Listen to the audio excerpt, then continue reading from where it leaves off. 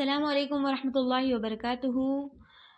انشاءاللہ 30 دن میں آپ کو صحیح طریقے سے تجوید سکھاؤں گی، بالکل آسانی سے، اور جس کی وجہ سے کیا ہوگا کہ اگر ہم صحیح مخرج سیکھیں گے اور اس کے تلفظ کی ادائیگی کو ہم صحیح طریقے سے سیکھیں گے تو انشاءاللہ ہمارے لیے قرآن کا پڑھنا بہت آسان ہو جائے گا صحیح تجوید کے ساتھ۔ اور جتنا ہم صحیح قرآن پڑھیں گے اتنا ہی اس کے معنی بالکل صحیح ہوں گے، کیونکہ اگر ہم سے ذرا سی بھی غلطی ہوتی ہے، مان لو اگر آئین کی جگہ ہم سے الف اگر ہم پڑھتے ہیں یا الف کی جگہ عین نکالتے ہیں تو اس سے کیا ہوگا کہ پورا معنی میں رد و بدل ہو جاتا ہے۔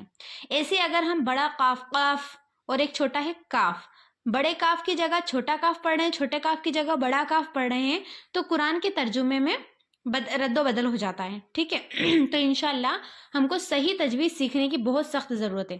اس کے لیے سب سے پہلے دیکھیے مخارج ہے نا، حروف کے مخارج۔ اب مخرج کسے کہتے ہیں؟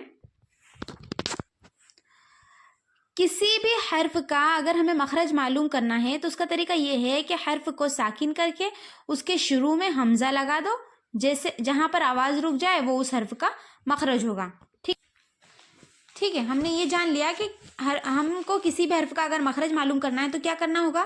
مان لو ہمیں با کا مخرج معلوم کرنا ہے تو با کے اوپر ہم کو کیا کرنا ہے، ساکن کر دینا ہے با کو، اور اس کے آگے حمزہ لگا دینا ہے۔ تو اب کیا پڑھا جا رہا ہے، الف با زبر اب، جہاں پر اس کا مخرج رک رہا ہے، مطلب دونوں ہونٹوں پہ اس کا مخرج رک رہا ہے تو یہ وہی اس کا مخرج ہوگا۔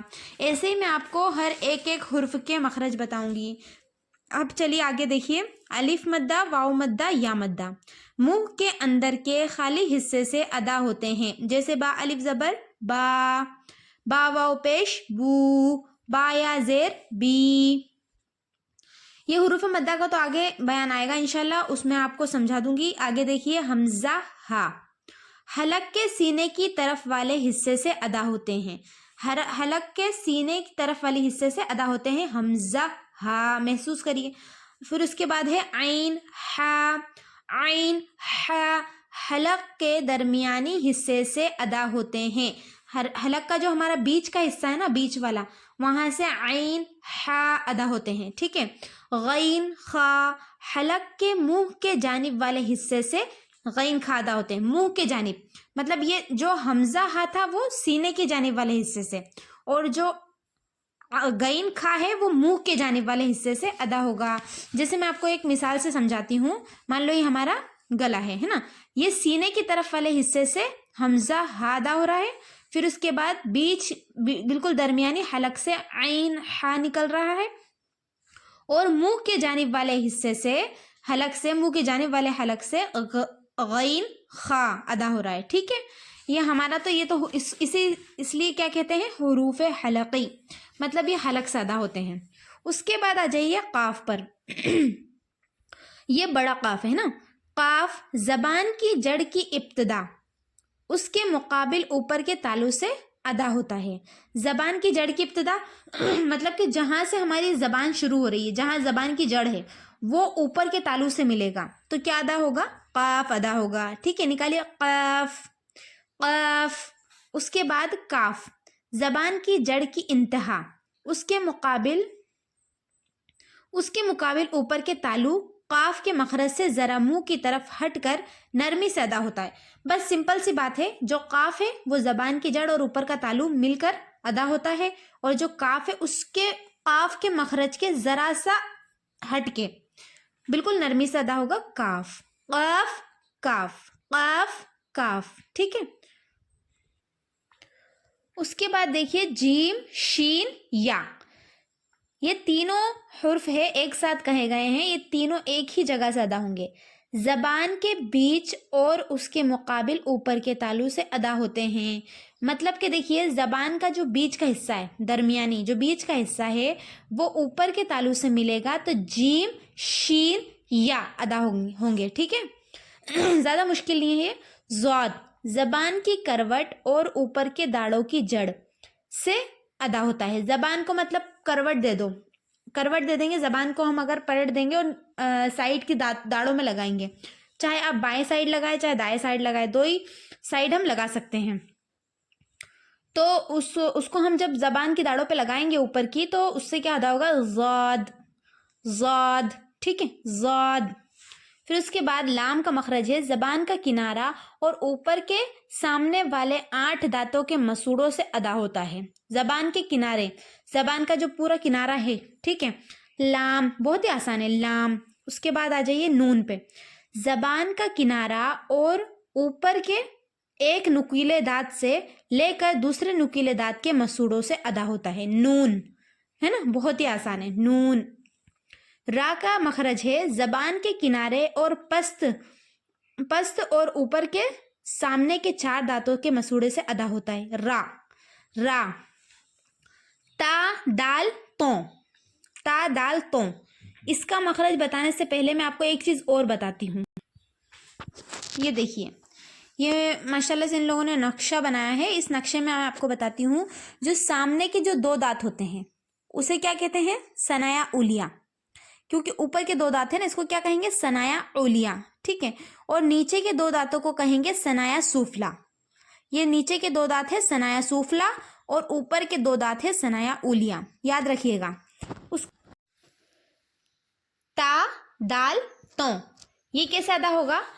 زبان کی نوک اور اوپر کے دونوں دانتوں کی جڑ, اندر کی سائڈ سے ہم اگر زبان کو لگائیں گے تو دونوں دانتوں کے اندر سے جڑ, تا تو دال, ٹھیک ہے. دونوں دانتوں کی جڑ اور زبان کی نوک مل کر 3 لفظ ادا ہوتے ہیں, 3 حرف ادا ہوتے ہیں, تا دال تو.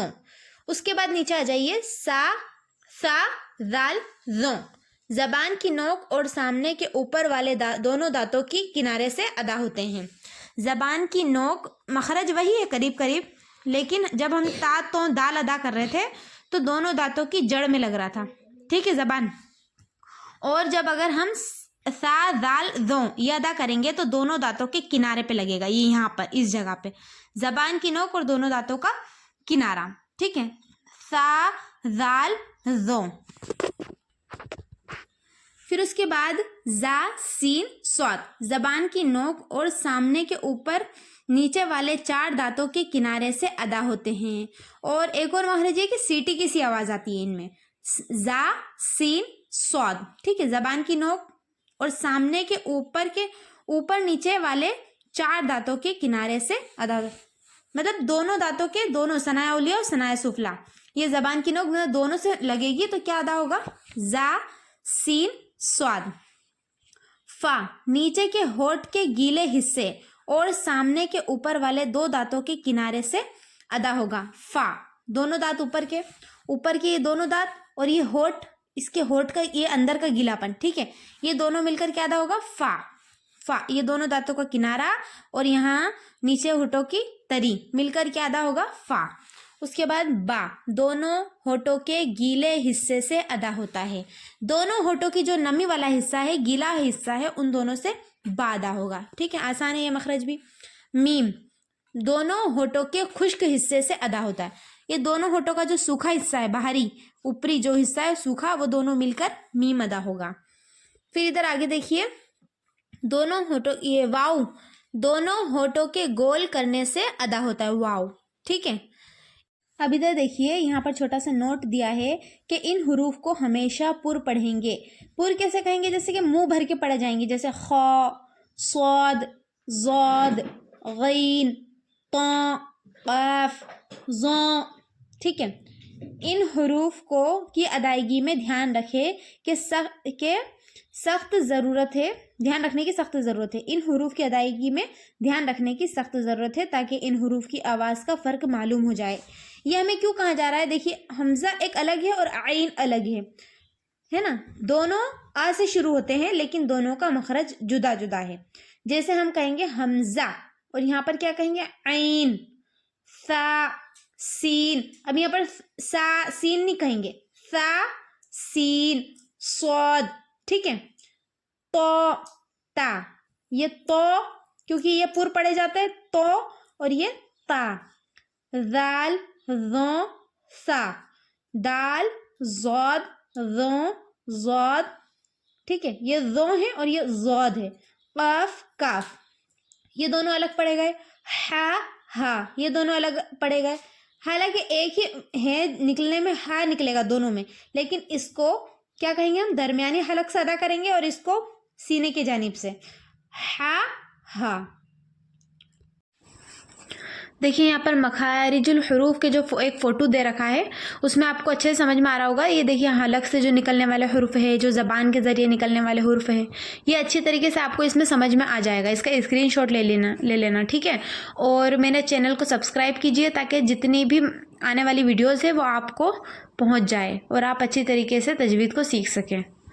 अल्लाह हाफिज़।